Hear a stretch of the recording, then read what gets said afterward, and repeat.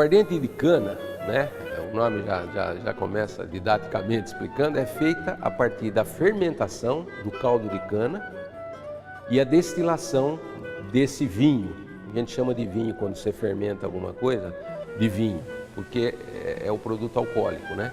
Que deriva daí. E essa destilação dá origem à cachaça.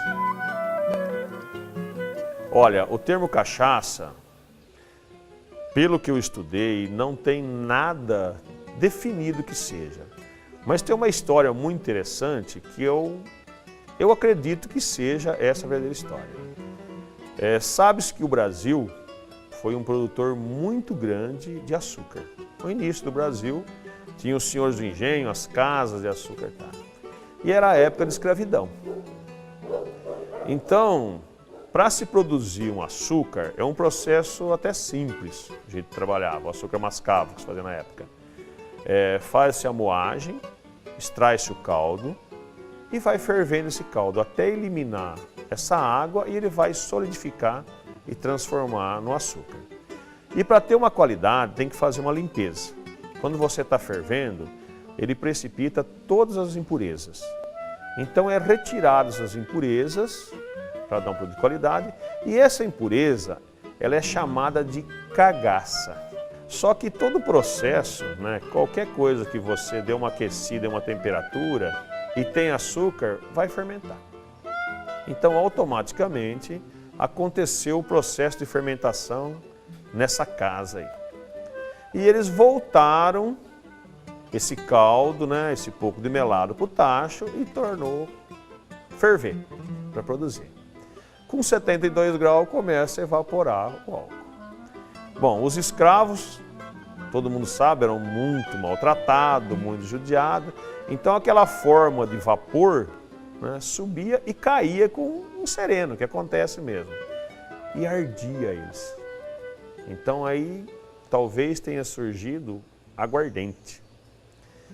E foi provado esse vapor e tinha um paladar muito bom.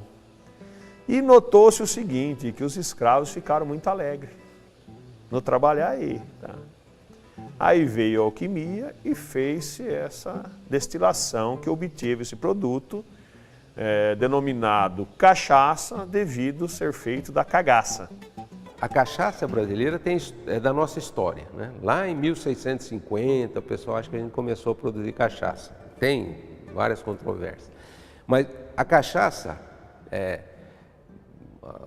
a explicação mais, como eu diria, mais poética, é que ela usava a cachaça, era usada para amolecer a carne do caititu, que era o porco selvagem, que o pessoal caçava. A carne era dura, porque ele corria muito, então punha na cachaça para amolecer.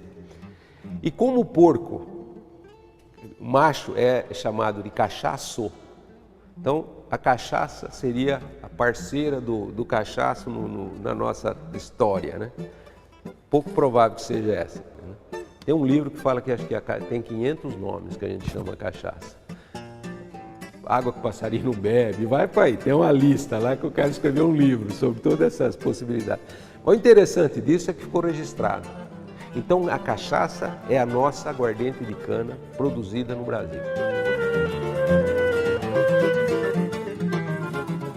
A diferença de aguardente para cachaça é no teor alcoólico. Então seria assim, aguardente é qualquer destilado que tem de qualquer suco de fruta fermentado. Você pegou o suco, fermentou, destilou, esse destilado se vai chamar uma aguardente.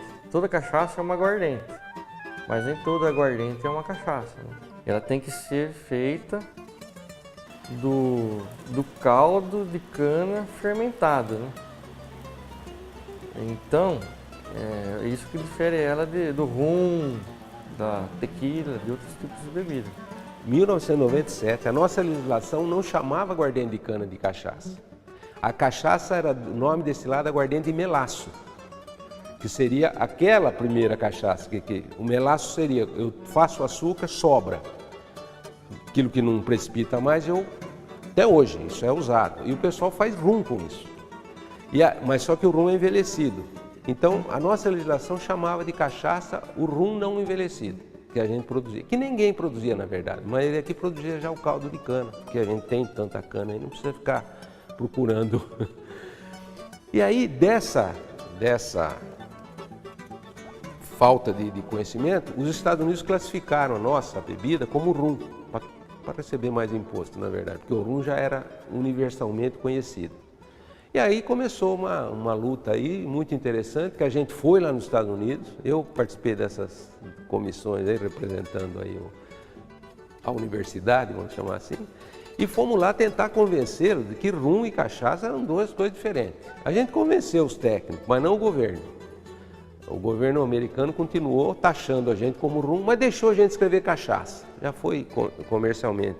E depois aí, em Bruxelas, um ano depois, a gente conseguiu que a Organização Mundial de Aduana, que é uma parte da Organização Mundial do Comércio, reconheceu que aguardente de cana é uma coisa e aguardente de melaço é outra. Então o rum continuou chamando rum, aguardente de melaço, e aí criaram um novo padrão, aguardente de cana. E aí nós aqui do Brasil, muito espertamente, né, e na hora certa, reconhecemos que a aguardente de cana, se produzida no Brasil, chama cachaça, porque aí nós temos história. E isso leva, segundo as leis, aí parece que 6 ou 7 anos, quando você faz isso, para ser contestado, mundialmente falando. Não fomos contestados, então hoje, cachaça é aguardente de cana produzida no Brasil. Isso, do ponto de vista de mercado internacional, faz uma diferença tremenda.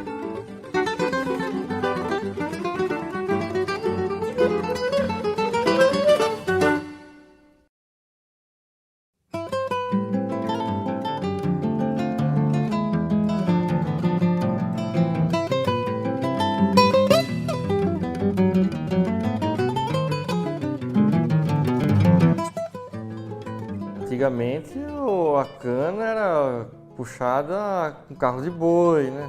Não existia trator, o cultivo era diferente da cana. O que mudou?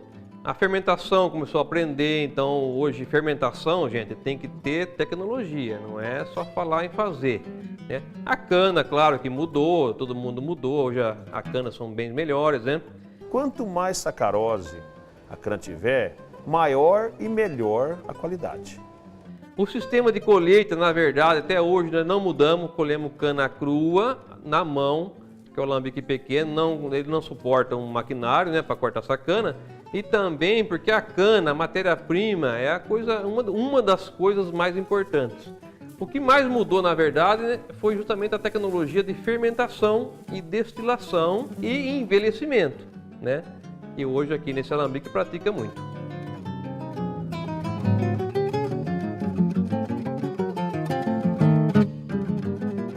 Grande a cadeia da produção da cachaça. Você tem que ter um sítio, não muito pequenininho também, senão não funciona, tem que ter um sítio até grande, né? Você tem que conhecer sobre cana, né? Tem que ter tecnologia sobre cana, conhecer muito bem o assunto, plantar essa cana no terreno, fazer todos os tratos culturais dessa cana, para você ter uma matéria-prima boa. E o corte desta cultivar tem que ser feito ainda manualmente e crua. No início foi feito testes com a cana queimada e com a cana crua. O final, a cana crua, é muito grande a diferença. Depois essa cana é transportada para o engenho, passado por uma moagem. Aí depois tem que moer essa cana, fermentar esse produto que é muito importante. Na fermentação não é usada nenhum aditivo químico. Ela é feita naturalmente, com leveduras selecionadas. E por isso que como a gente não usa nenhum aditivo químico, que nem pode, por causa do processo, a gente tem que ter um controle bem grande assim, na parte de higiene no processo. Esse processo é muito importante, a gente saber preparar esse mosto. Então a gente prepara o mosto, põe para fermentar. Então você consegue, a hora que acabou a fermentação, não tem mais açúcar sobrando, você não desperdiça açúcar e nem cria problema tecnológico. A gente coloca na dorna, acrescenta esse caldo. Só que é diferente, a hora que a gente joga o caldo já preparado, o fermento transforma todo o açúcar em álcool. A hora que acontecer esse processo, ele decanta. Então a gente retira. Então nas dornas tem uma saída com uma certa altura do fundo, que se chama pé de cubo. Então isso aí fica reservado para o outro dia, certo? E tem que ser assim, essa fermentação, para ser o ideal, é de 18 a 24 horas. O vinho estando pronto já, ele tem um certo teor de álcool. Para produzir a cachaça, a gente vai ter que nada mais que separar esse álcool aí desse vinho, né? Na destilação, ela é um pouco diferente dos outros produtos. O álcool, ou a cachaça, ou a caninha, aguardente, ela já sai numa graduação que você deseja. A cachaça não, ela começa a sair mais forte, com 72%, 75% de álcool. Essa se chama cachaça de cabeça. Em certas regiões do Brasil, ela é muito apreciada. Porém, é um produto descartado.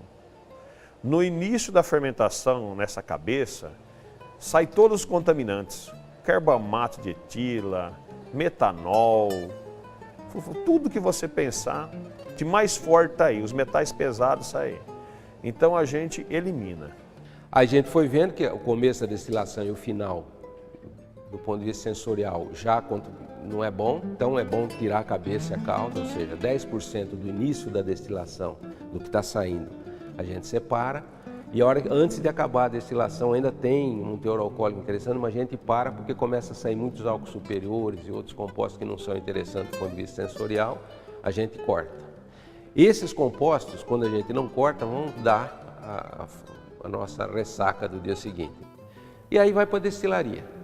Você destila separando o começo da destilação e o final, e você tem o produto destilado, que já chama cachaça, mas que se você envelhecer, seguramente vai ficar bem melhor.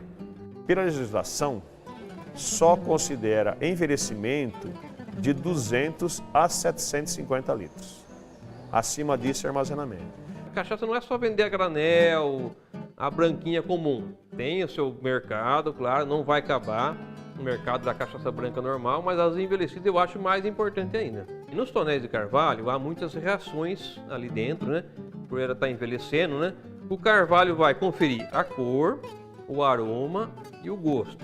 Mas o envelhecimento, a oxigenação dentro do tonel, ela vai reduzir aqueles produtos que a gente chama de produtos secundários, que não são aqueles bem-vindos que no decorrer da fermentação, da destilação, possa se originar e vir junto com a cachaça.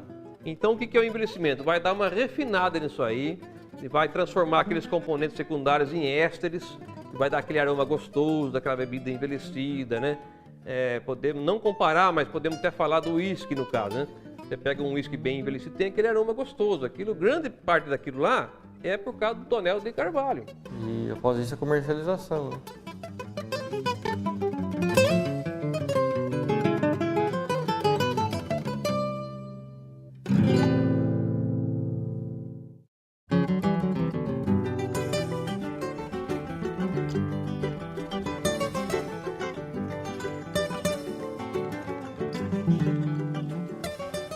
Minha família, eu já sou na terceira geração produtor de cana-de-açúcar. Eu comecei a pesquisar e tive a seguinte ideia: por que não agregar o meu valor? Eu tenho uma matéria-prima de qualidade, né? Então aí surgiu a ideia de produção de cachaça. Em 1985, meu pai, meus tios na época também, falou, vamos ver se a gente faz alguma coisa diferente. Mas aí surgiu esse negócio, falei, vamos fazer cachaça. Aí começou aquela história com o alambique pequeno, igual todo mundo começa, né? A ideia surgiu porque meu bisavô e os irmãos dele, em 1907, adquiriram um engenho, né, no bairro da Rocinha, aqui em Lençóis, e começaram a produção de cachaça. A economia aqui da cidade, da região, girava em torno de cachaça, né? A produção e o comércio, né?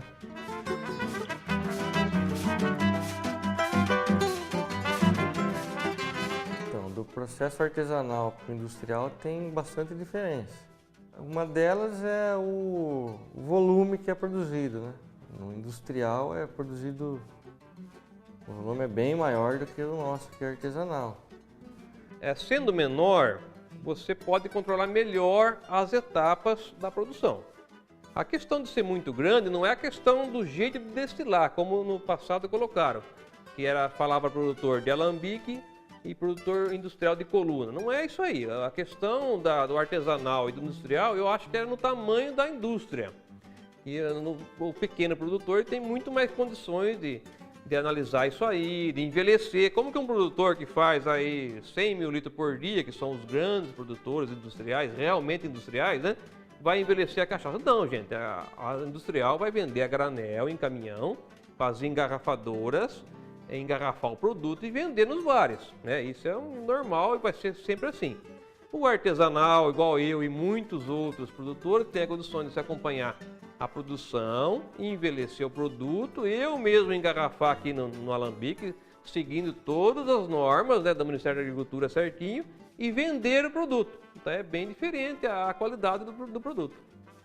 O termo cachaça artesanal, eu particularmente não gosto. Porque ele dá uma ideia de um produto que não tem técnica, né? Que é feito mais ou menos manualmente e tal. Agora, acabou passando a ideia de que artesanal é a cachaça feita no alambique, do pequeno produtor e tal. Essa cachaça realmente é diferente da produzida em coluna. Isso vale para cachaça e para qualquer outra bebida. E também no processo industrial, a destilação é feita em colunas de inox, né? E no processo artesanal já é feito em alambiques de cobre. Na coluna, bom, normalmente a coluna, hoje já não se tem mais coluna de cobre. Então você já vê daí tudo aquilo que eu falei do alambique de cobre já se aplica. E segundo, a coluna, ela é mais de separar, né? Então eu consigo, na destilação em coluna, ter um produto mais homogêneo, mas menos rico em voláteis. Mas quando eu quero um produto controlado, com a fermentação, destilar em alambique, sem dúvida nenhuma, em alambique de cobre, vai dar um produto de melhor qualidade sensorial, sem dúvida. Mas então nós temos hoje cachaça com sabor, que é na verdade um licor, tem pouca gente que tem, deu muito certo isso aí, tá? Atinge bastante gente, bastante pessoal mais jovem, pessoal, as mulheres, né? Isso é muito importante. E das cachaças puras, a branquinha tem o seu lugar, a branquinha pura, só que a branquinha pura não é uma branquinha pura comum. Mesmo a branca pura, ela é descansada em tonéis de aço inox 2 anos. Porque não adianta você fazer um produto de qualidade e vender depois de 1 mês. Ela não vai ser boa, né? Ela tem a sua qualidade, mas não vai ser boa. Então ela tem que descansar no tonel de aço inox, pelo menos 2 anos, no mínimo. A partir daí, depois, nós temos as envelhecidas. As envelhecidas são o nosso principal produto, na verdade, que acho que não falei. Nós temos as envelhecidas 2 anos, 6 anos e 10 anos. Isso, na verdade, é colocado na garrafa, 2, 6 e 10. Porque nós temos todos os anos, né? Todos os tonéis são datados, tá? Então aí você tira de 2 anos para vender num tipo de garrafa, 6 anos e 10 anos, porque aí dá bastante diferença, né? Esses produtos dão muita diferença, como já expliquei no Tonel de Carvalho, coloração, gosto, aroma e tem muita coisa aí. A cachaça descansada, ela por causa do tonel ser grande, mais de 700 litros, no caso nosso aqui ele tem 30 mil litros, a cachaça ela não vai envelhecer. Por causa da área de contato que tem com essa madeira, né? A troca vai ser com o ar, que vai ser bem menor. Então essa cachaça não é considerada envelhecida, ela é considerada somente descansada ou armazenada em tonéis de amendoim. E ela é uma cachaça branca, porque a madeira, o amendoim, ela tem uma característica que ela não interfere nem na cor, nem no odor e nem no gosto da cachaça, né? Já ao passo que a cachaça é envelhecida em barris de carvalho, o volume dos barris são bem menores, são 200 litros, então aí ocorre uma troca mais intensa com o oxigênio Então há um envelhecimento. A cachaça ela fica mais macia, né, com o tempo. E ela pega a cor, ele adquire a cor também da madeira. Ela fica um tom mais amarelado, assim, mais dourado. Olha, hoje, na verdade, estão se igualando bem os produtos, justamente para essa gama de produtos, né? O que se vendia antigamente, claro que era a branquinha, né? A branquinha sempre vendeu bastante, bem mais, né? Hoje já não é bem assim. Hoje a gente não tem assim uma conta fina do que vende mais e do que vende menos, né? Mas já posso dizer para você que a de sabor, a branca e as envelhecidas já disputa 1/3 de cada uma no mercado. Veja bem, já é bastante, né? A gente conhece as bebidas mundiais. Tequila, rum, conhaque, uísque e cachaça. Cachaça está aí já. Então, nesse ponto, nós demos um passo importante de reconhecer essa história nossa como uma bebida tipicamente brasileira.